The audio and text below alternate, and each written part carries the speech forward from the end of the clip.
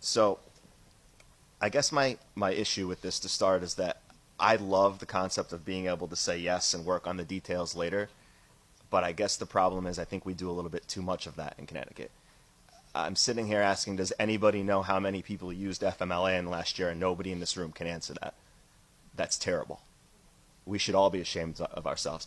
And I compliment my colleagues on being able to tell me how long the average usage was. I've heard testimony today about people conducting polls on Facebook.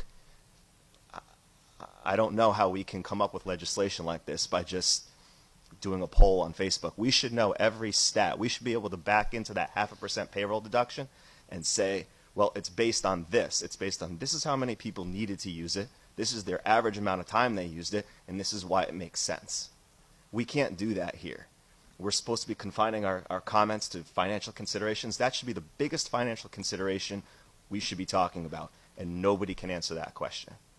I want to be able to say yes to something like this. There's no reason why we can't come up with a solution.